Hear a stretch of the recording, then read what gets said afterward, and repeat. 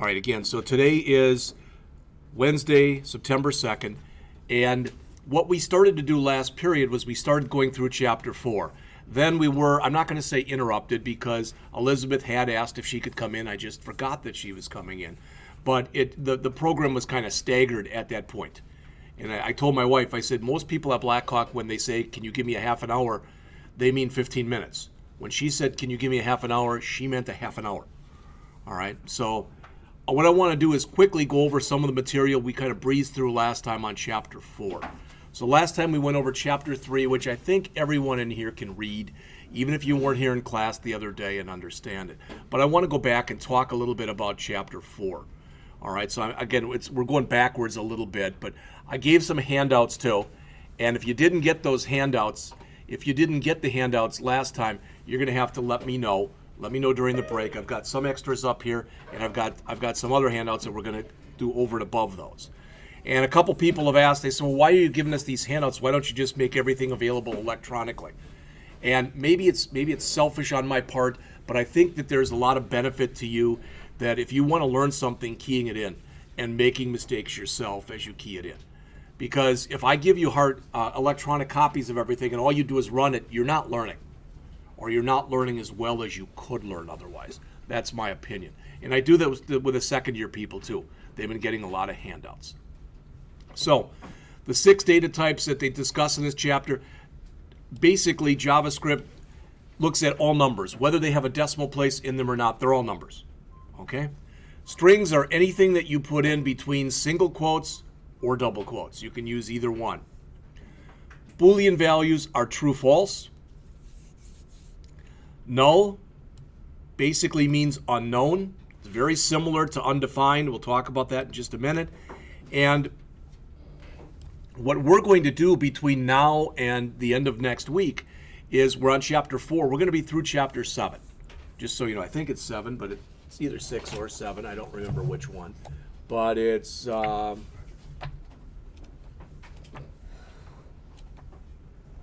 Chapter 7. All right? Then we're going to stop. I'm going to give you an assignment, which is going to have probably about 4 problems on it. To get you going, we're going to do 2 of them as a class. All right, then the other 2 are going to be assigned, and you will get class time to work on those. The day they are assigned, they'll be due 2 weeks. Since we'll probably end up assigning them probably 2 weeks and 2 days. So if I assign them like next Wednesday, they'll be due two Wednesdays after that, and that Friday. It'll be on there. All right. All of the homework will be both on the P drive, and it will be out on Blackboard. All right. All right. So we've already talked a little bit about numbers.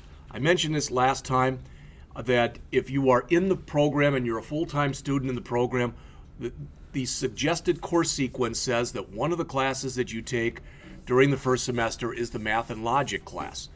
And in the Math and Logic class, among other things, you go over different number systems, not just base 10 like we use, but you go over base 8, which is known as an octal number system, and base 16, which is known as hexadecimal. All right? So if you wanted a little bit more about hexadecimal, you can look at that. I'm not going to go through it, though. All right? JavaScript has a lot of built-in numeric functions. We've looked at one of them already. We've looked a little bit at this is NaN, and I'm going to actually put an example up in just a minute. One thing that I did last time, too, and I just want to make sure that I go over this again, so if you weren't here, you hear this. I mentioned a couple sites, and one of the sites I mentioned last time was a site that's called hunlock.com. All right? And again, it's not a pretty site, but it's a very functional site. So you'll notice Java numbers. We're going to talk a little bit today about strings. Start to get into arrays soon. We'll get into dates soon. So there's a lot of stuff in here, including a JavaScript tutorial. You know, maybe you've done this, maybe you haven't, but if you go into Google and you type in JavaScript, you're going to get millions of hits. And again, a lot of those sites are going to be good. A lot of those sites won't be so good, and there'll be a lot of repetition in there. This is a nice site. This is up there with W3 schools. So, I mean, if I go over to numbers, it's literally a thing that's just on numbers. And as you can see, there's a lot of information on it. And a lot of people, you know, they may not like the way I present something, or they may not like the way something is presented in the book. So I'd rather give you a little bit too much rather than not enough. All right? If you remember, one of the things that we did last week, and I'll just bring it up in here, so, is we did something like this. We had function, main, and we did something like this. Var, and I'm just going to use this example, age equals prompt, enter your age. And let's just say that we defaulted to 21. All right? That's all fine and dandy. So if we come out here now and we say alert, the age inputted was, and let's assume you put that in and let's say that you're 25. So it comes up and you runs on the screen and it says enter your age, and you put in 25 and it comes back and it says the inputted age was 25. All right? The problem with that is, what if you put in something that's non-numeric? All right? If you put in something that's non-numeric, you get NaN for your age, not a number. Capital N, lowercase a, capital N. All right? You can check for that. So in other words, I could put in this. I could say if is NaN age, and then I could just ask you to do it again.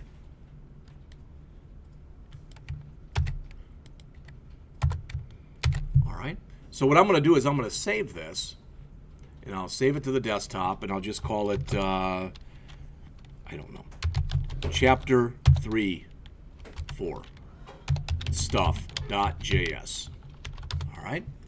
And I'm going to grab this right here, and I showed you this last week, but I'm going to come in here and I'm going to go into jsbin.com.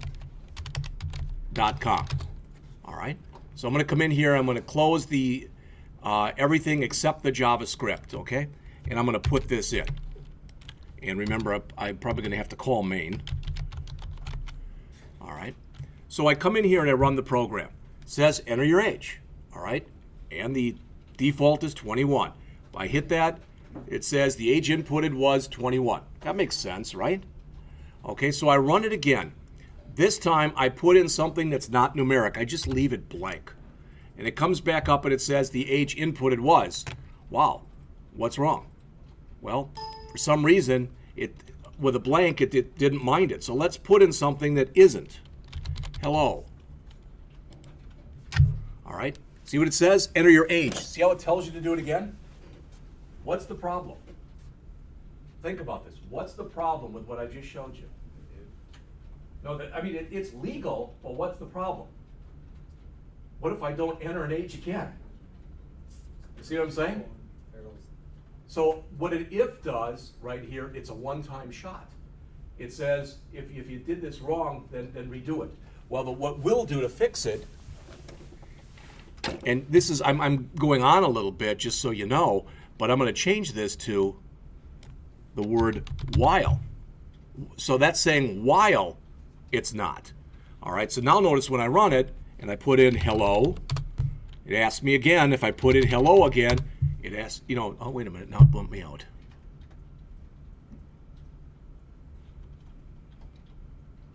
Well, that's interesting. Because it's supposed to come back, jump right back here, and check that out. All right. The bottom line is this. We'll get this fixed. But I wanted to show you this. Is.nan is a built-in JavaScript function that checks whether or not what you inputted was numeric or was not numeric. All right. And they talk about that here, and they show an example. Maybe I should have used the one that they used. All right. And actually, they've got a couple of examples. All right. Mentioned this last time. I'm just going to say it again quickly. There are a bunch of built-in numeric constants. You'll notice that all the words like max value, min value, etc., they're in uppercase. It's kind of an unwritten convention in computer languages that if you're going to make something a constant, meaning it can't change, you put it all in uppercase. All right. You're going to see that as we go on. All right. Math object. Okay. So notice if I write this, so if I put this, and we did this last time, so if I put this into my program, So I'm going to grab that same program I had before, and I'm just going to, we'll just alert the age. Forget about the if is not a number. And then I'm going to do this. Document.write math.py. Okay? So I'm going to grab all of that stuff, come back over into here, paste that in. All right? Enter your age, 21. The age was 21. And, well, that's real nice. Oh, I should have used an alert here. It doesn't like document.write with JSBin. All right. There you go. All right. The point is, the reason that I'm showing this to you and the reason that I'm telling you this is something that's built in. JavaScript has a built-in class that's called a math class. And what we're telling it to do is to go and use that math class, and from that math class, give us the value of a built-in variable that's called pi. All right? There are some built-in variables in that math class, and there are some built-in what are called methods. A method is another word for a function, typically. And we're going to look at that next week. One of the things that you're going to have on your homework, and Michael like this, one of the things that you're going to have on your homework is you're going to have to write a program that, and I had the people in the C programming class do this same program, all right? And you're going to have to write a program that simulates you flipping a coin, all right? So 0 would be head or tails, 1 would be heads, or vice versa. It doesn't really matter. So you'll ask the user how many times he or she would like to flip the coin. You want to make sure when you ask them that they give you a number, and they give you a number that's positive. All right, and you'll be amazed. I mean, even if you put 1,000,000 in there, you get the answer like that because the computer works that fast. And we're going to keep track of how many heads we get and how many tails we get. All right, so we'll go through that next week, but we'll work on some of the built-in. Math has got a function that'll give you a random number. We'll talk about random numbers as we go on. So there's a lot of built-in stuff that's in here. Here's a couple of them. Again, we talked a little bit about these last time. Math.random to give you a random number. Math.abs, which gives you the absolute value. So you're saying that it doesn't, negative doesn't make any sense. The example I used last time would be like the difference in ages of two people. If one person was 40 and one was 25, there's 15 years between them, and it doesn't matter if you say 25 minus 40 or 40 minus 25. There's still 15 years between them. Pow, which allows you to kind of raise things to a power, and round to round numbers. We're going to look at all those as we go on in here. All right. Strings, I mentioned that with strings that you can put them into either double quotes as shown here or into single quotes as is shown here. All right. There's a bunch of characters that have special meaning here. They're shown on the bottom of page 47, and they're known as escape sequences. The ones that you're going to be most concerned with are the two right there. \T if you want to simulate you hitting the tab key, and \N if you want to simulate you hitting the enter key. I'm not saying you would never use the other ones, but the chances are with most of the ones that are in there, you'd use them very rarely, if ever. All right. So notice what they have here. All right. It says, notice that the tab characters don't show through because the browser interprets, and we'll get over all that stuff too. All right. Not only are there a bunch of different math things that you can look at, play with, etc., but there are a bunch of different built-in string things that you can play with. All right. So when you start to look through here, there they are. String method reference. All right. Those are all different things that you can work with. We're going to work with some of them, not every one. Some of them just make sense to look at them. If you want everything in lowercase, if you want everything in uppercase, those kind of things. All right. So some of them you could probably take a look at. Oh, that kind of makes sense. All right. If you want to grab a specific character. All right. If a lot of the ones that are in here work with what are called substrings, which is a string within a string. So for instance, if I wanted to know my full name is Jeffrey Paul Scott, and if I wanted to know does the string OTT exist in my name, that's a substring that would exist in the main string, which is my name. So we're going to talk about some of the different string functions that are there. All right, many are shown in your book, and they show you some examples here. Boolean I've already mentioned, and I think I said this last time, but I'm saying it again just in case. That statement you see up on the screen in blue, first of all, it's syntactically incorrect. That I and if should have been lowercase, all right? And I'm just saying it just because it should have been lowercase. But anytime that you put something like this with an if or a while like I showed you and some of the other loops, anytime you put anything in parentheses like that, what goes in parentheses is what's known as a Boolean expression. And a Boolean expression just means it has to be something that eventually the computer can tell it's true or it's false. So it would check the value that my number has. If it was greater than 18, it would go into this code that's between the curly braces and do whatever was there. If it was 18 or less, it would skip that and it would jump down to here. All right. Null we've talked about. Again, null means unknown. All right. And undefined, as it says, sometimes it's used like a value. It represents something that hasn't yet contained a value. So if I say var age equals 18, age has a value and it's 18. If I say var age and I put a semicolon after it, technically it has a null value, but its value is undefined because we haven't given it a value yet. Objects we'll get to, and that's why I only want to go through chapter 7 before we go on and start to look at that stuff because it's more complex. So I'm just going to skip that for now. An array, what arrays are, if you look in here, it's a pretty good example that the author gives right here. It's on the top of page 52.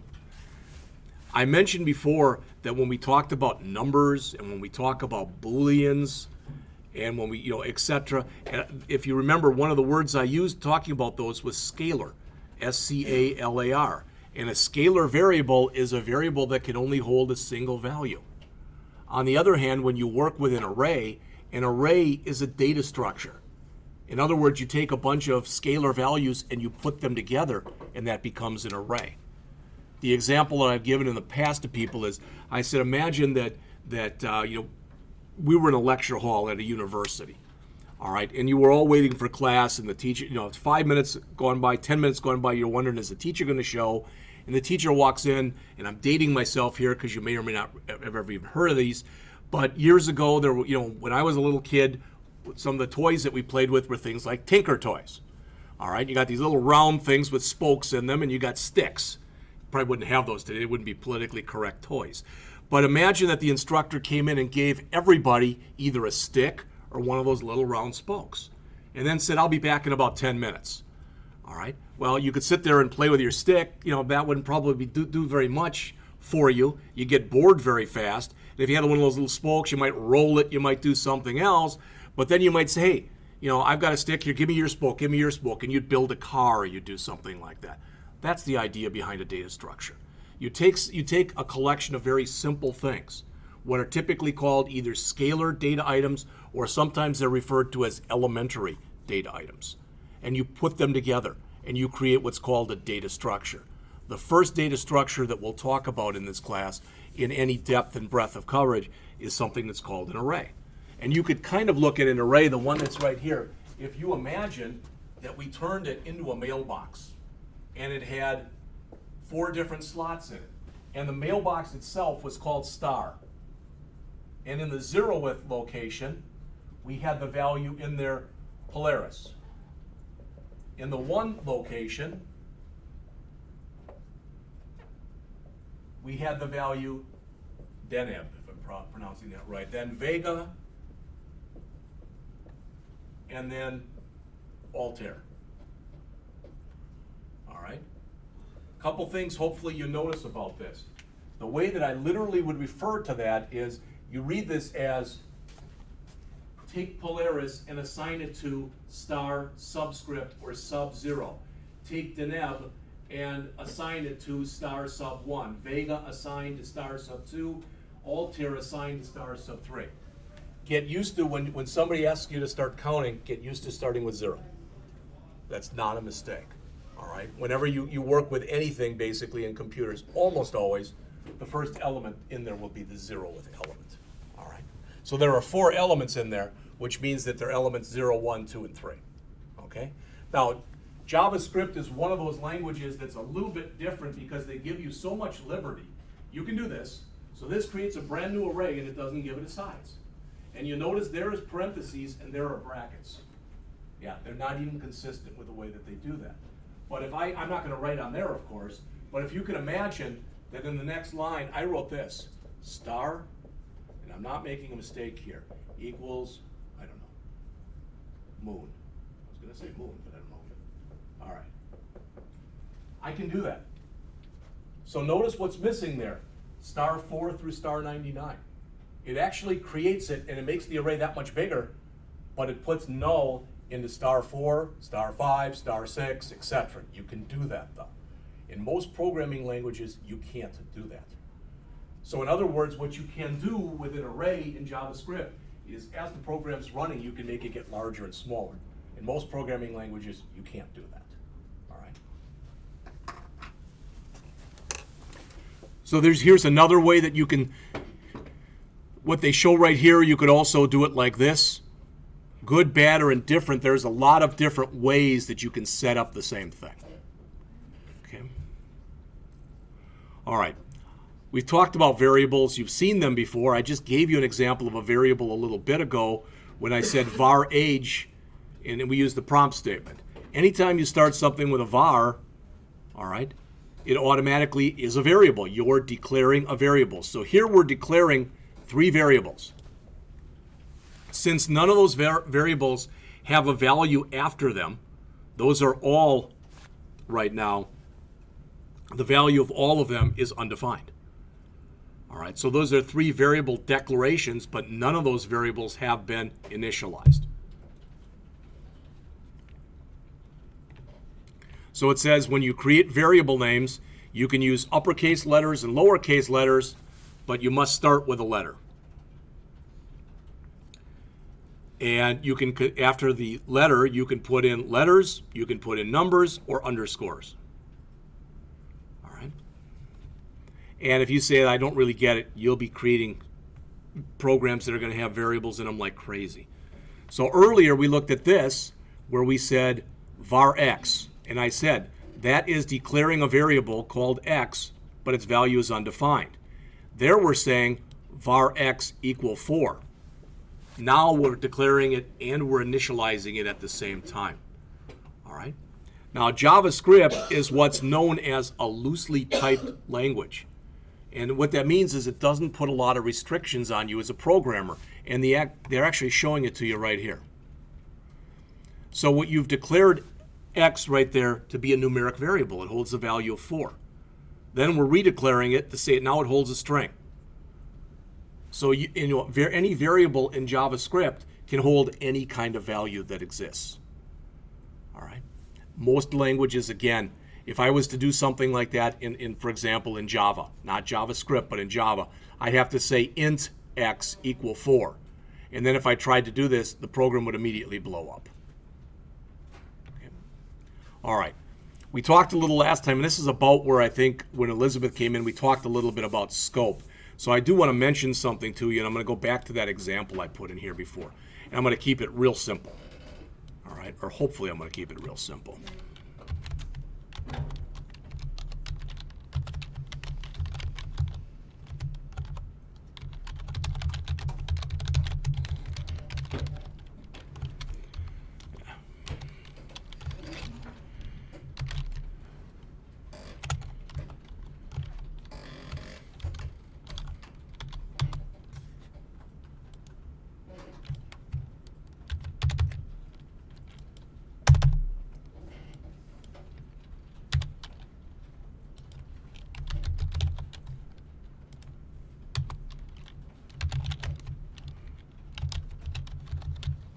Now, if I said if var answer here equals num1 plus num2, okay? So if I did that, that would work just fine. Okay, this is going to come up and it's going to say, please enter a number, and it'll default to 10. Please enter another number, and it'll default to 10. So if I come through and I get done and I say alert, and I say here num1 equals and I put in here num1, num2 equals, and I put in here num2, and then I come in and finally I say answer equals plus answer. Okay. So I'm going to grab all of this code that I just put in here, and I'm going to try to throw it in the JS bin and hope that it runs okay.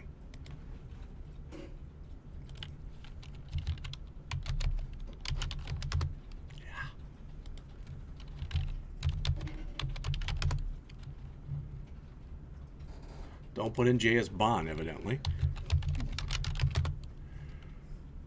All right. So I'm going to throw that in. It says missing semicolon, so I'll have to fix that. All right, so var this, var that, another number, boom. That should be an equal sign. Okay, there it is. All right, so I'm going to run this. Please enter a number, 10. Please enter another number, 10. Num1 equals 10, num2 equals 10, answer equal 10, 10. Well, what the heck is wrong with that? Does anybody know what's wrong with that? What did it do? Yes. It does a concatenation. Because by default, since we put those things in a prompt, it thinks they're strings. All right? Now, we looked at this not for very long, but I showed you an example the other day. And what I said, what we can do is we can say in here, for example, parse int, which says take that and try to convert that into a number, whatever I put in there. So I'm going to just put in here parse int, and I'm going to put the same thing in here. All right, and hopefully I put it in there right syntactically.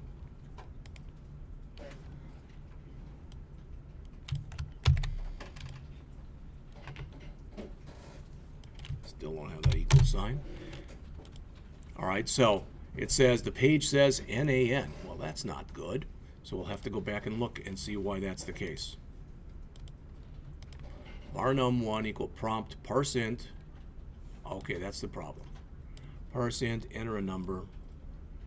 Doesn't like my syntax here. Paren, that looks good.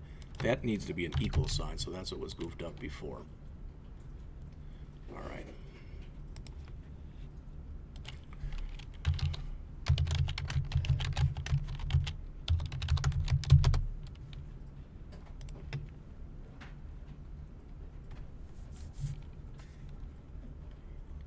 Yeah. All right. I know one way I can fix this. I didn't want to do it that way, but I will anyway. So I'm gonna remove this. And I'm going to put it back to the way it was, okay, on both of them.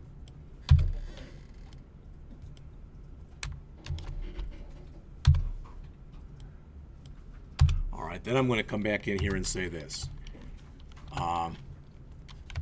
Num1 equals integer dot parse int num1.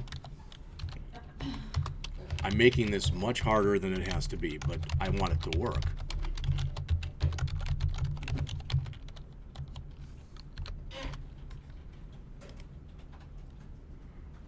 So let's try that.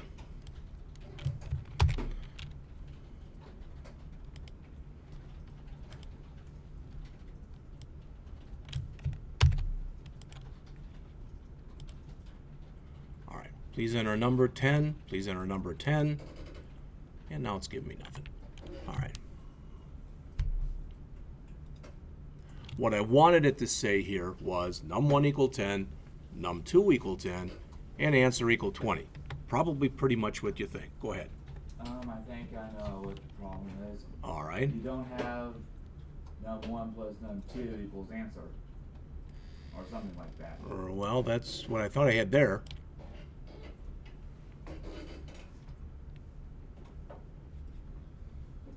Well, we're going to take a break in a couple minutes and I'll fix it, but that's fine.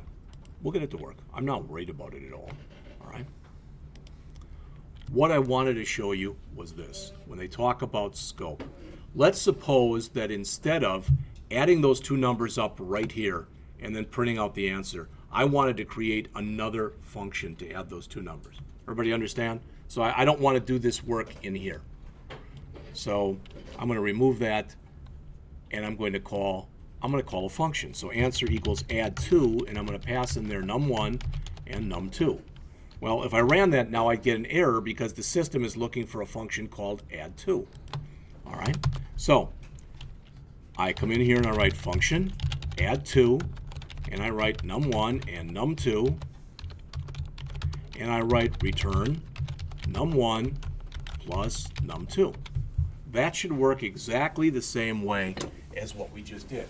Now you might ask here and say, fine, I understand that, but why not just do it here? It's just a line of code. And that's true. But there's a reason that I'm trying to show this to you.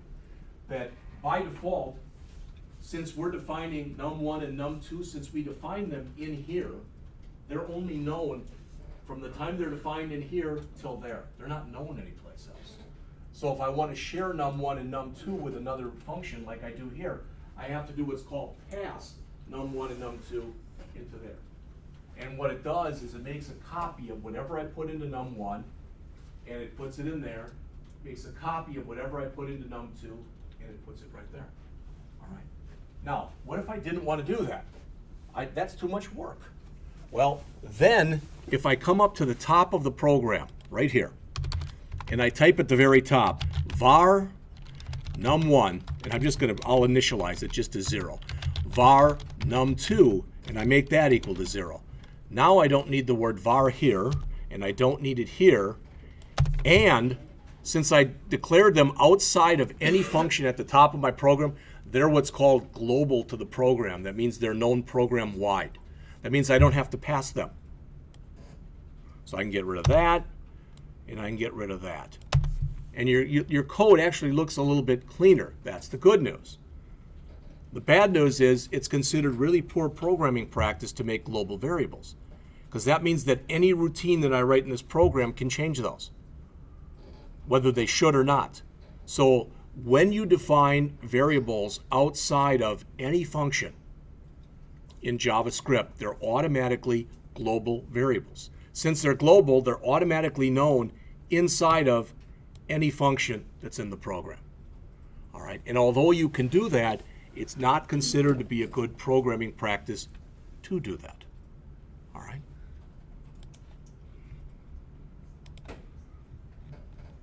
And that's what they explained in their scope example here. They talk about global and they talk about local. All right. All right, we talked a little bit last time, not much, but we talked a little bit about this. And we're going to go into and we're going to talk about how to debug a program next week. You're going to learn real fast how to debug a program because chances are, especially when you start writing your own programs, you're going to make some mistakes. All right? And I'm going to say this, and you might laugh or say, yeah, they're not funny or whatever. It's not a joke, okay? If you've got a bug in your program, if you've got something and you really try to fix it and you don't understand it, raise your hand. I'll come help you. John will come help you. Ask the person next to you. That's not a problem. All right? But John is not meant to be your personal debugger. In other words, every time you get an error, don't just keep doing this, because John will tell you he's had students who have done that in the past. All right?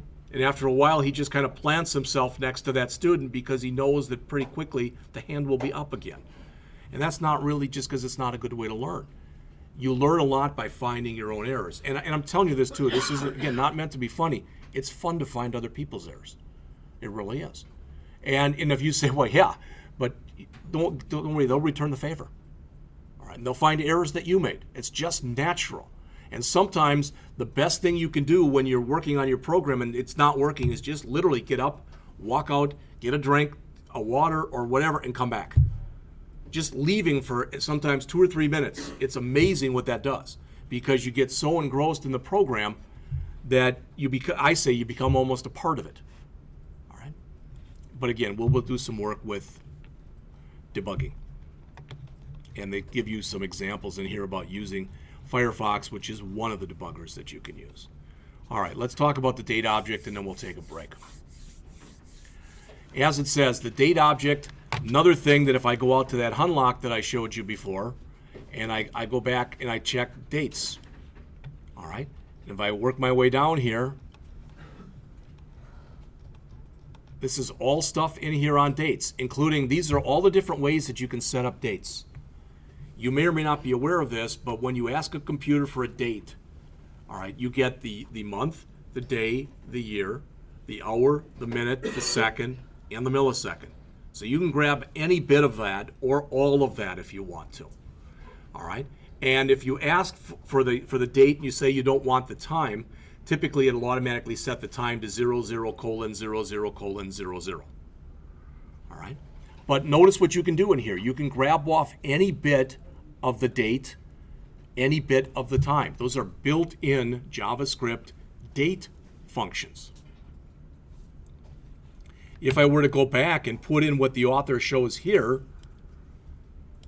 that's your first time that we've seen something that this right there that's in blue, that's object-oriented. What that is saying is I want to create what's called a brand new date object, and I want that new date object to be called myDate.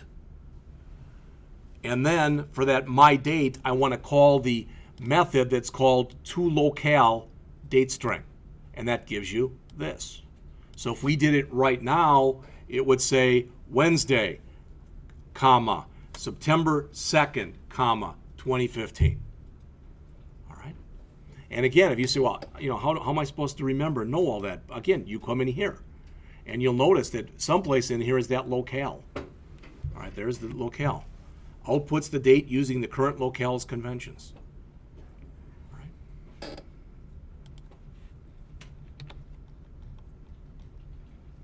They mentioned a couple things regarding dates here. It says, remember the following points.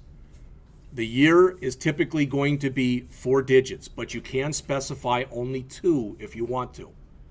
Now notice this.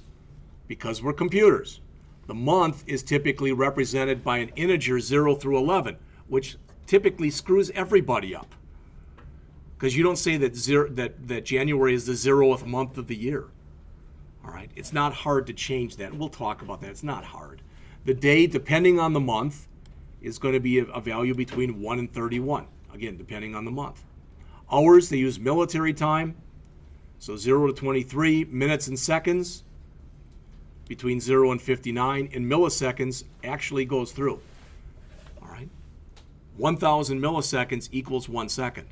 So that's why it goes from 0 to 999. So they give an example here. If you wanted to, for whatever reason, write the date on a web page. That would be a way you can do it here, and they show that on page 63. Oftentimes you use date functions, I mentioned this before, as countdowns.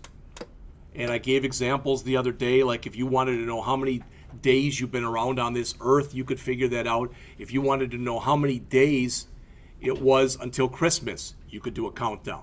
You could actually do what's called date math. And you could subtract December 25th, 2015 from September 2nd, 2015 and find out there's approximately 110 days or so until Christmas. Right.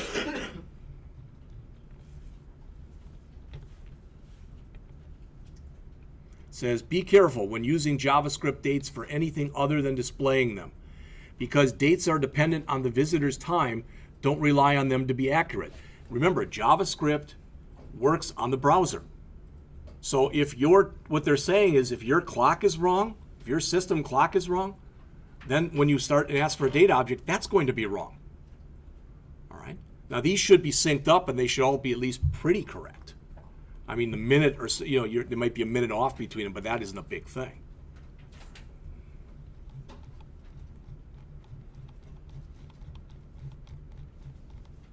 Here are some of the built-in methods, some more of them. And I mentioned this last time, then we're taking a break. You'll notice that these here on page 68 start with get. And I mentioned this last time, that when you have routines that start with the word get, they're called either query functions or they're called accessor functions. It's like if I ask you a question and you give me an answer, okay? On the other hand, there's some more on the next page, on page 69, that start with the word set. Those are known as mutator methods or functions because they change something. All right? And again, believe me, we're going to work with these a lot. So let's take a break. When we come back, what we're going to do is talk a little bit about this regular expression object, and then we'll go on to the next chapter. So it's 8:50. Let's come back, please, at 9:05.